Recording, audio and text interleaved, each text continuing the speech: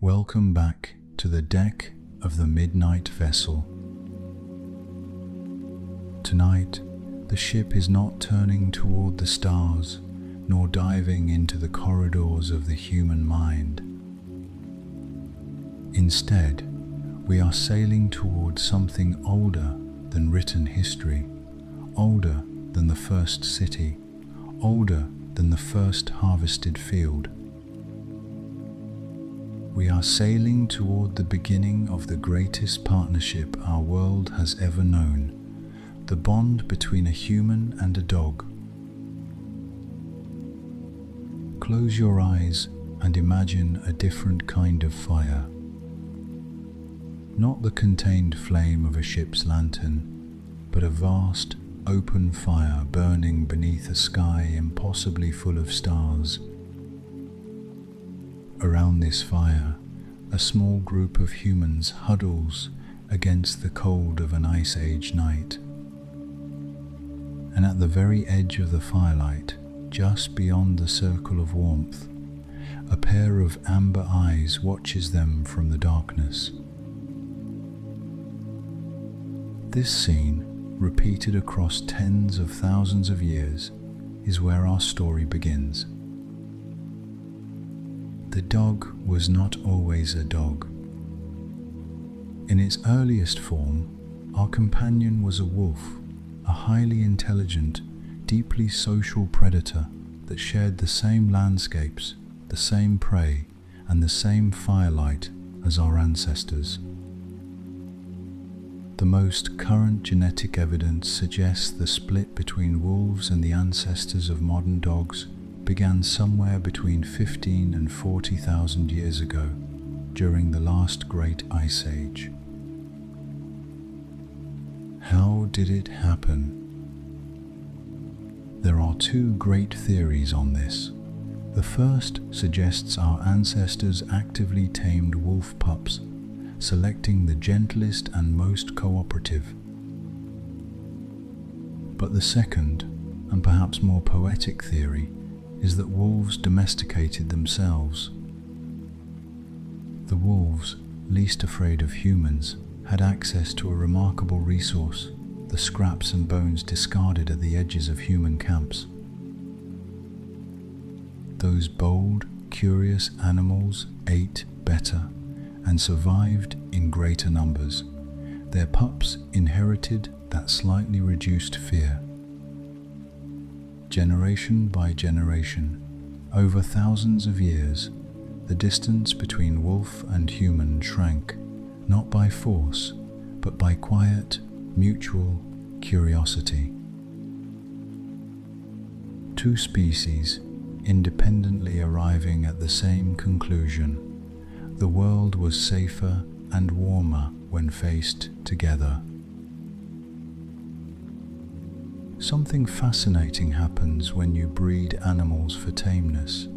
In the 1950s, Soviet geneticist Dmitry Belyaev began selectively breeding wild silver foxes in Siberia, choosing only the calmest individuals each generation. Within just 40 generations, the foxes began to change not just in behavior, but in body. They developed floppy ears, curly tails, and spotted coats. They sought out human contact. They wagged. Belyaev had bred only for tameness, yet the body followed the mind. It is believed a similar cascade of changes reshaped the ancestors of our dogs across a far longer and quieter timescale. The oldest undisputed evidence of this bond comes from a burial site in Bonn-Oberkassel, Germany, dating to approximately 14,000 years ago. There, excavators found the remains of a man, a woman, and a young dog buried together with clear, deliberate care. The dog had been severely ill in its final weeks, suffering from a disease it could not have survived alone. Someone had fed it tended to it, and carried it. In that small grave, in the cold German earth, we find proof that the emotional transaction, the feeling that this creature matters, was already fully formed 14,000 years ago. Every dog sleeping at the foot of a bed tonight carries within its cells the echo of that first fire. The shape of the relationship has changed across the millennia. We have bred dogs for herding, for hunting, for guarding, for comfort, for companionship alone. We have created hundreds of distinct forms from that single ancient ancestor. But the core of the pact, the quiet agreement that we belong together, has never been rewritten. Let your breathing slow now. The oldest bond in the human story is also one of the most enduring. We have seen where it began in the cold dark beside a fire, with a pair of amber eyes watching from the edge of the light. Now we must venture deeper, past the history and into the biology, into the extraordinary machinery of perception that allows a dog to experience a world we are only beginning to understand. The fire is behind us. The sea is calm. We are sailing forward. As the midnight vessel moves deeper into the secret world of the dog, the air around the ship begins to change. To our human senses, the night smells of salt water and cool mist. But if a dog were standing here on this deck beside us, it would be receiving an entirely different transmission, a vast, layered, encyclopedic portrait of the world, written not in light or sound, but in molecules. To understand a dog, you must first understand what it means to be a creature that navigates existence primarily through smell. The numbers alone are staggering. A human nose contains roughly 6 million olfactory receptor cells. A dog's nose contains up to 300 million. The part of a dog's brain devoted to analyzing scent is, proportionally, approximately 40 times larger than ours. If we were to compare the two abilities side by side, it would be like holding a single candle up against the full light of a lighthouse. The dog does not simply smell better than us. It smells in a way that is so fundamentally different, it is almost a separate sense entirely. There is also a structural secret inside the dog's nose that we humans entirely lack, the vomeronasal organ, sometimes called Jacobson's organ. While the main olfactory system detects ordinary environmental scents, the vomeronasal organ is dedicated to reading chemical signals, the invisible hormonal messages that other animals and people broadcast without ever knowing it. This is how a dog can detect fear, excitement, illness, or grief in a human being, even when that person is trying very hard to appear composed. The body does not lie to a dog. Its chemistry tells the truth. When a dog enters a room, it does not just smell what is currently there. It smells what was there hours ago, who visited, what they ate, how they felt, and in which direction they left. Dogs can detect certain human diseases, cancer, diabetes, Parkinson's, through scent alone, often before any clinical symptoms have appeared. Medical detection dogs have been documented identifying lung cancer with an accuracy above 90%. They are not magic. They are simply reading a language that was always present in the air around us, in a script too fine for our senses to pass. There is something deeply moving about this if you allow yourself to sit with it. Every time a dog presses its nose to your hand, it is not merely greeting you. It is reading you your health, your mood, where you have been, perhaps even the faint chemical trace of what you were feeling when you woke this morning. It is an act of profound attention, performed in a language of pure chemistry in a fraction of a second. The world a dog inhabits is therefore richer and stranger than we tend to imagine. While we experience the night as a visual darkness occasionally broken by light, a dog experiences it as a continuous, detailed, ever-shifting map of information. The rain does not obscure its world the way it obscures ours. Rain, to a dog, releases an entire library of scents from the earth below, activating molecules that have been waiting, dormant, for the water to set them free. What we call a rainy night, a dog calls a reading night. A dog can also detect the passage of time through scent. As the morning wears on, your scent on the furniture and floors gradually fades and disperses. Research suggests that dogs use this rate of dissipation as a kind of clock, understanding from the faintness of your trace approximately how long you have been gone, and therefore roughly when you might return. The dog waiting by the window is not simply waiting. It is reading the air, measuring the hours in a language of fading molecules. Settle deeper into the cabin now. Feel the quiet weight of the blanket, the rhythm of the ship beneath you.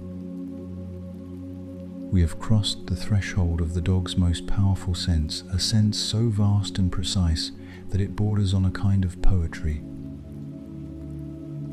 But smell is only one thread in the tapestry of the dog's inner world.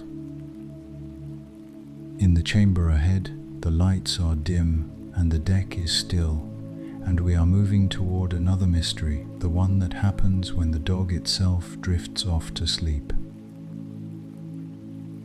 The sea carries us forward. The night deepens. The nose rests now, but deeper waters await. Let the sound of the ship carry you gently onward. The midnight vessel has entered its quietest passage yet. Outside the cabin window, the water is perfectly still, and somewhere on the deck, curled beside a coil of rope and the warm glow of a lantern, a dog is sleeping. Its legs are twitching, its breath is quick and shallow. Its eyes are moving beneath their closed lids. And the question that has followed humanity for as long as we have watched our dogs sleep is drifting through the air like wood smoke. What is it seeing? The science of animal sleep has advanced enormously in recent decades, and the evidence now strongly suggests that dogs do dream. Like humans, dogs cycle through distinct stages of sleep, including a phase of rapid eye movement, sleep REM, the stage most associated with vivid dreaming in our own experience. During REM sleep, the dog's brain shows electrical activity patterns strikingly similar to those of a waking dog engaged in a task. The sleeping brain, it seems, is running a replay. Research at the Massachusetts Institute of Technology demonstrated that rats, while sleeping, reran the neural sequences of mazes they had navigated during the day in real time, as if rehearsing the journey in the dark theatre of sleep. There is strong reason to believe dogs do the same.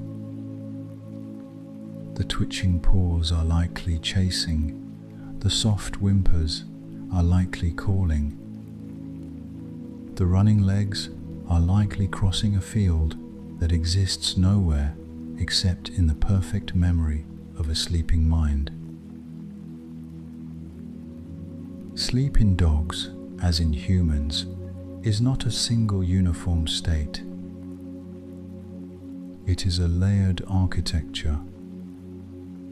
The first stage is a light doze, the alert rest you see when a dog lies down, but its ears keep moving, tracking sounds in the room. Then comes slow wave sleep, a deeper stage where the body repairs itself, growth hormones are released, and the immune system does much of its quiet maintenance work. Finally, REM arrives, the vivid, active, dream-rich phase where the brain processes the emotional residue of the day. Each cycle through these stages lasts roughly 20 minutes in a dog, compared to about 90 minutes in a human. Dogs therefore dream far more frequently than we do, though perhaps more briefly. Puppy dogs and senior dogs dream more than adult dogs in their prime. This mirrors what we know in humans, infants, and the elderly spend more time in REM sleep, likely because infants are processing an overwhelming flood of new information, while older brains are engaged in deeper consolidation of long-held memories. A sleeping puppy, twitching and whimpering beside you, may be processing its very first experiences, the texture of grass, the smell of the world, the faces of those it loves. There is a beautiful and somewhat humbling implication in all of this. When your dog sleeps beside you, it is not merely resting, it is reliving.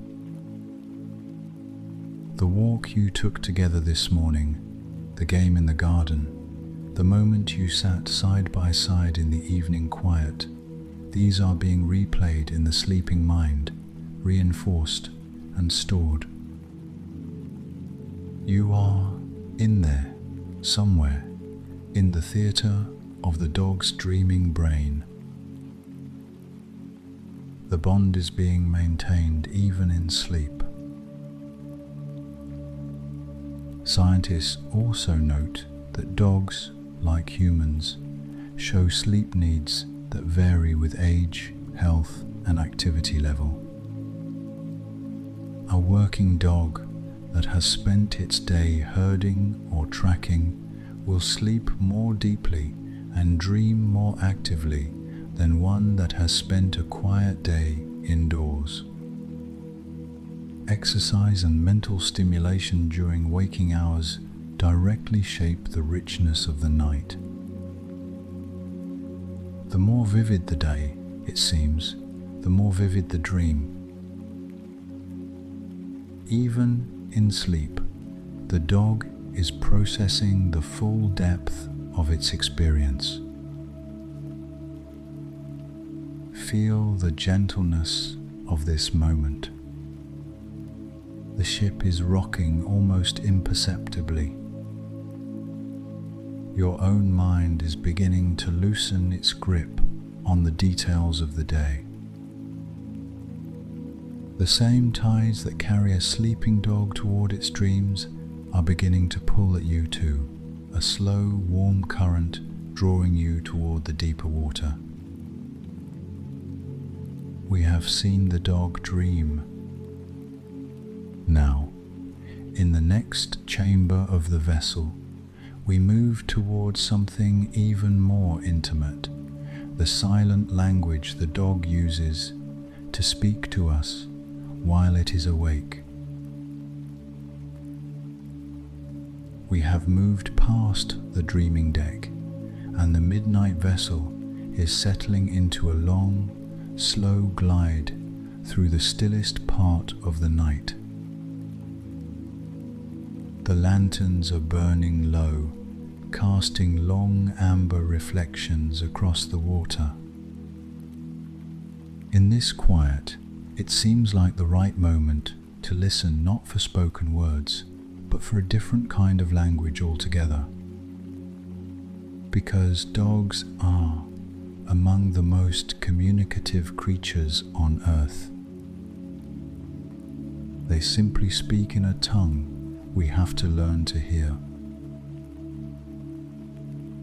The most commonly misread signal in dogs is also the most visible, the tail. We are taught from childhood that a wagging tail means a happy dog. But the truth is considerably more nuanced. Research by Italian neuroscientist Giorgio Valortigara found that the direction of a wag carries specific meaning. A tail wagging with a bias to the right signals positive emotion, approach, safety, affection.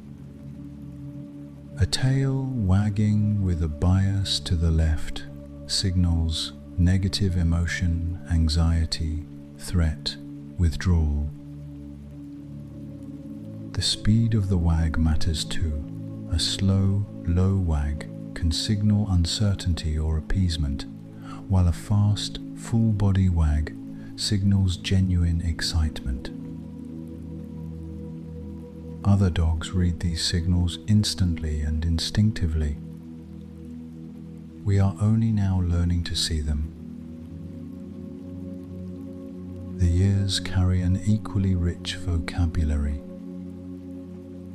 Forward-angled ears signal alertness and interest. The dog is gathering information, leaning into the world. Ears held flat and back indicate submission, fear, or appeasement.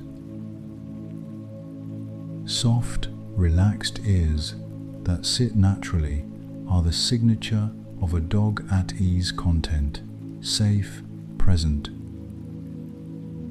In breeds with upright ears, these signals are easy to read.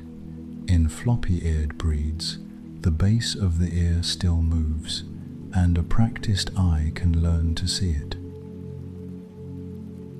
But perhaps the most sophisticated channel of canine communication is the eyes.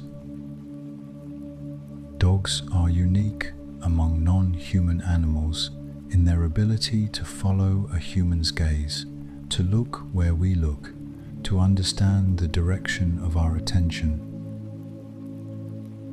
Even more remarkably, dogs have developed a set of facial muscles that wolves do not possess, the muscles that allow them to raise their inner brow, creating the wide, soft, appealing expression that humans find so irresistible.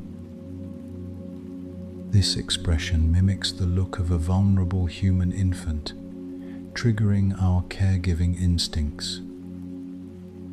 It is not manipulation it is co-evolution.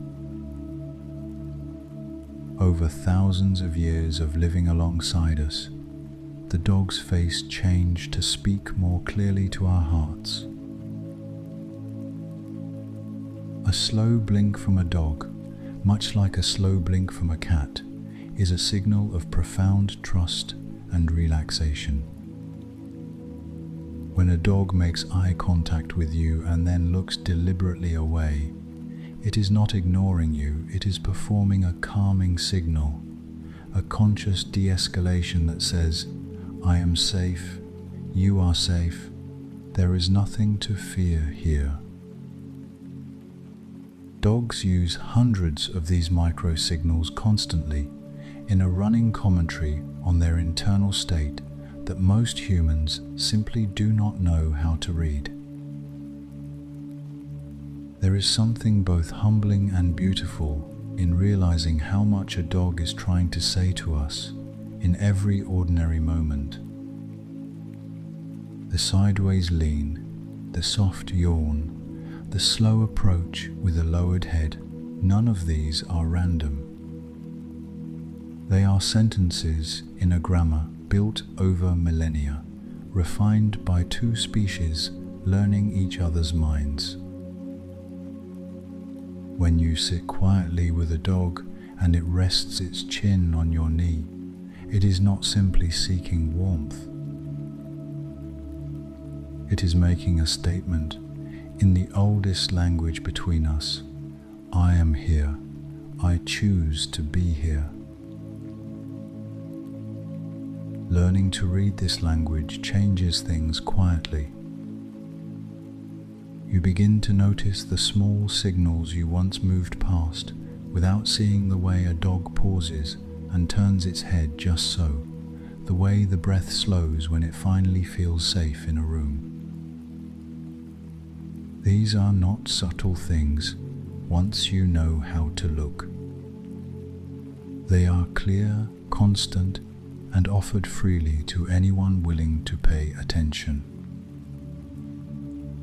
The dog has always been speaking. We are simply, at last, beginning to listen. The cabin is very quiet now. Let your own body soften, the way a dog softens when it finally feels safe. We have learned to read the silence between the words. In the next passage of our voyage, we move inward again, not into the dog's body, but into its mind, to explore the quiet depth of its intelligence and the surprising breadth of what it feels. The water is smooth. The night holds still. The vessel moves on. The language has been spoken. The silence is full of meaning. Rest now and drift with the tide. The midnight vessel has entered a narrow, fog-threaded channel now, where the water is dark and deep, and the shapes of things seem to move just below the surface. We are sailing toward one of the most contested and fascinating questions in all of animal science. What is happening inside the mind of a dog? Not its nose, not its body, its mind. What does it understand? What does it feel? And how close is its inner life to our own? The formal study of dog intelligence has produced some remarkable findings. A border collie named Chaser, studied extensively by psychologist John Pilley, learned the individual names of over 1,000 distinct objects, the largest vocabulary ever documented in a non-human animal. More impressively, Chaser demonstrated the ability to learn a new word by exclusion if shown a group of named objects plus one unfamiliar one and asked to fetch the unknown item, she could correctly identify it simply because it was the one she did not already know. This is a form of inferential reasoning that human children do not typically display until around the age of 2. But raw cognitive performance tells only part of the story. What has emerged most powerfully from neurological research is evidence of a rich emotional life in dogs. Neuroscientist Gregory Burns trained dogs to lie still inside MRI scanners, awake and unrestrained, and then measured their brain activity in response to different stimuli. When dogs were shown the scent of their owner, a region called the caudate nucleus lit up consistently. This is the same region that activates in humans in response to things we love and anticipate with pleasure. The brain of the dog, it turns out, does not merely process its owner as a resource. It processes them the way we process the people we love. Dogs are also capable of a form of empathy that goes beyond simple mirroring. Studies have shown that when a person nearby is crying, dogs will approach them, not their own owner preferentially, but the person in distress. They make physical contact. They orient their body toward the suffering individual. This is not a trained behavior. It appears to arise spontaneously, as if the dog is responding to emotional information it cannot ignore. Whether we call this empathy in the full philosophical sense remains debated, but the behavior is unmistakable. There is also evidence that dogs experience something resembling jealousy.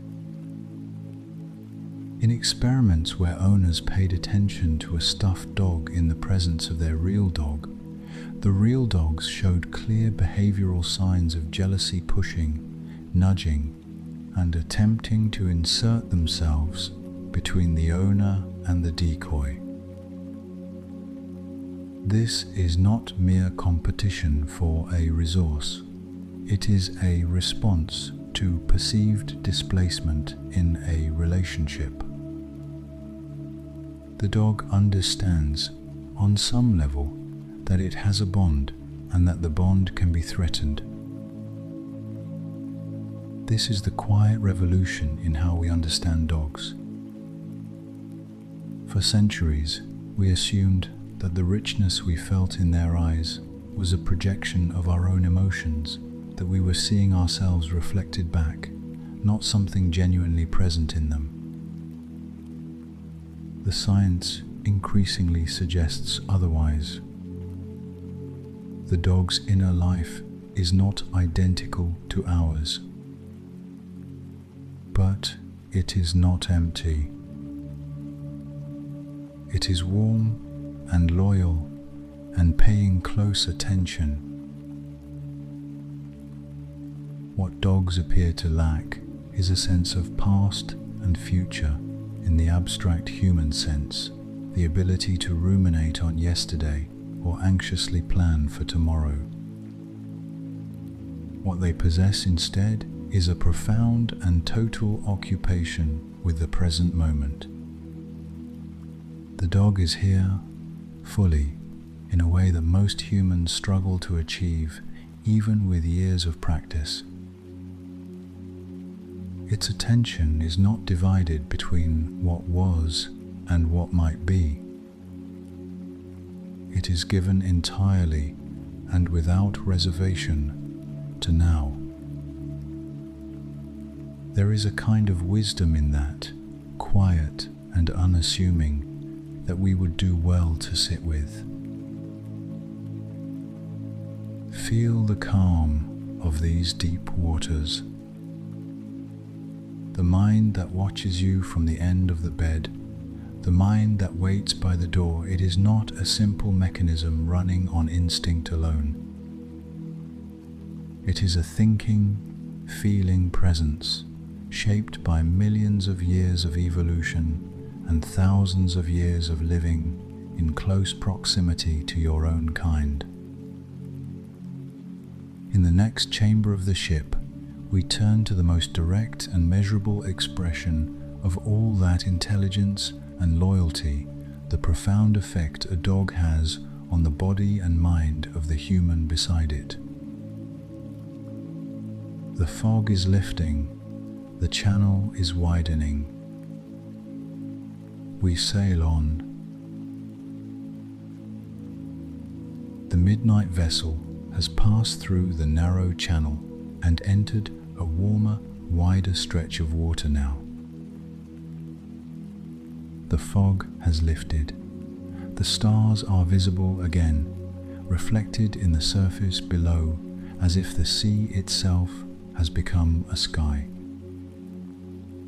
And on the deck, the air feels different, softer, somehow. Safer. This is the part of the voyage where science and feeling arrive at exactly the same place. The measurable effects of a dog's presence on the human body are, by now, thoroughly documented. When a person interacts with a dog, stroking its fur, making eye contact, simply sitting beside it, their body undergoes a measurable physiological shift. Cortisol, the primary stress hormone, decreases, blood pressure drops, heart rate slows. The nervous system moves out of its alert, defensive posture and into something quieter, something closer to rest.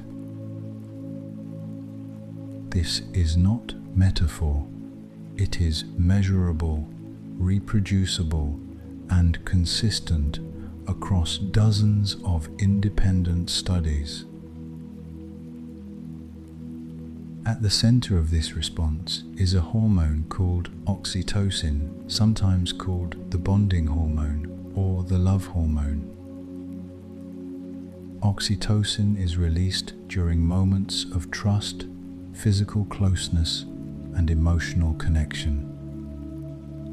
It is present when a mother holds her newborn child.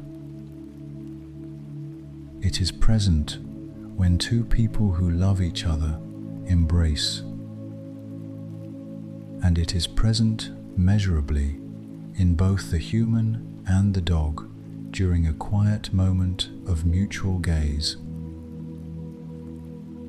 The dog looks at you, you look at the dog. And in that exchange, both bodies release the chemistry of love. The therapeutic applications of this biological reality have grown significantly in recent decades. Therapy dogs visit hospitals, hospices, schools, and disaster relief zones around the world. Studies have documented their effect on patients recovering from surgery. Those with regular animal-assisted contact required lower doses of pain medication and showed faster rates of recovery. In psychiatric settings, the presence of a dog has been shown to reduce the frequency of crisis episodes in patients with severe anxiety disorders. In schools, dogs used in reading programs have been found to improve literacy rates in struggling children, who read more willingly and for longer periods when a dog is present and listening. The dog does not judge, It does not lose patience. It simply stays. There is also a growing body of research linking dog ownership to cardiovascular health. A large-scale Swedish study tracking over 3 million individuals found that dog owners had a significantly lower risk of dying from cardiovascular disease and a lower risk of death from all causes compared to non-owners. The effect was especially pronounced for people living alone. The dog, it seems, does not only make life feel more worth living, it measurably extends it. But perhaps the most quietly profound healing is not in hospitals or studies. It is in ordinary moments, the weight of a warm body against your leg at the end of a hard day, the sound of steady breathing beside you in the dark, the uncomplicated, total attention of an animal that has chosen you. These moments bypass the thinking mind entirely. They reach something older and deeper, the part of us that simply needs to feel that we are not alone. The dog has always known how to reach that part. It is worth noting that the healing moves in both directions. Studies measuring oxytocin in dogs after positive interactions with their owners show that the dog's own oxytocin levels rise in parallel with the humans. The bond is not one of dependence, but of genuine mutual nourishment. The dog is not merely a tool for human wellness. It is a participant in a shared biological exchange, as changed by the presence of the human as the human is changed by the presence of the dog. The healing, like the ancient pact that made it possible, runs both ways. The warmth on this deck is real. Let it settle over you now, the way the weight of a sleeping dog settles, unhurried and complete. We are approaching the final passage of our voyage, where the science gives way entirely to something quieter. The night shift is beginning. The healing deck is behind us, and ahead the ship is moving toward the last and softest harbour of all. The presence has done its work. The body is at ease. Let the tide carry you now, gently and without resistance. The midnight vessel has reached the quietest harbour of the entire voyage. The sails have been furled, the anchor has been lowered.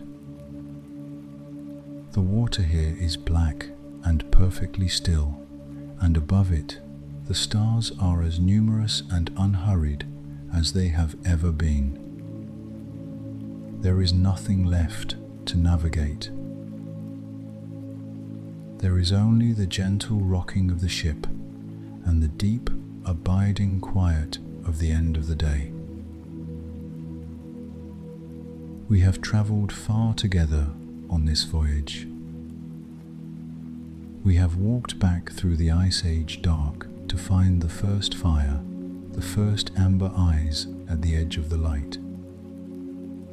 We have stood inside the dog's extraordinary nose and felt the world as a vast library of invisible information. We have watched a sleeping dog run through its dreams. We have learned to read the language written in a tail, an ear, a slow and trusting blink. We have looked inside the loyal brain and found something warmer than we expected. We have felt the chemistry of the bond, measured and confirmed, written in cortisol and oxytocin, and the steady slowing of a frightened heart. And now, at the end of it all, we arrive at the simplest truth of the entire journey. The dog waits by the door,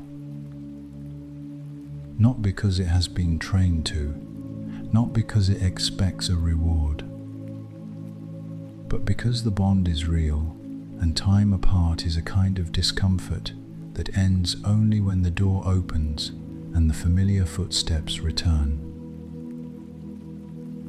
In every culture on earth, in every era of recorded history, in every climate and condition our species has endured, the dog has been there. At the tent flap, at the castle gate, at the cottage door, at the apartment threshold. Waiting, watching, present. There is a story that has traveled across many cultures and centuries, the story of Hachiko, the Akita dog who met his owner at Shibuya Station in Tokyo every evening when the man returned from work. When the owner died suddenly, in 1925, Hachiko continued to appear at the station every single evening for the next 9 years, until his own death. He was not waiting for a ghost. He was simply doing the only thing he knew how to do, honoring the bond, keeping the watch. A statue of Hachiko still stands at Shibuya Station today, worn smooth by the hands of millions of people who stop to touch it, because something in that story reaches a place in the human heart that does not require translation. Scientists have a term for the relationship between dogs and humans, the interspecies attachment bond. It describes the same psychological structure as the bond between a parent and child, or between two people who have built a life together. The dog is not a pet in the diminished sense we sometimes use that word. It is a full participant in the emotional life of the household. It registers your absence. It responds to your mood before you have spoken a word. It calibrates its entire day around the rhythms of yours. And when the night comes and the house goes quiet, it finds the place closest to you and settles there not for warmth alone, but because proximity is the language the bond speaks most fluently. As your own body grows heavier now, as the edges of thought begin to soften and blur, consider that the dog does not require a reason to stay. It does not need the relationship to be useful or productive or explained. It simply orients itself toward you the way a compass orients toward north, not by decision but by nature. This is the deepest secret in the secret world of dogs. Not the remarkable nose, not the dreaming brain, not the healing chemistry. The deepest secret is the simplest one. The dog has already decided. It decided a very long time ago, beside a fire you cannot see and under stars you will never know. The midnight vessel is still now. The lanterns are burning their last. The amber eyes at the edge of the firelight have closed. The ancient pact is holding, as it has always held, quietly and without ceremony, in the dark. You do not need to hold on to anything tonight. The watch is being kept for you. It has always been kept for you. The harbor is safe. The voyage is complete. The dog is at the door. Rest now. The night is yours. You are not alone. Good night.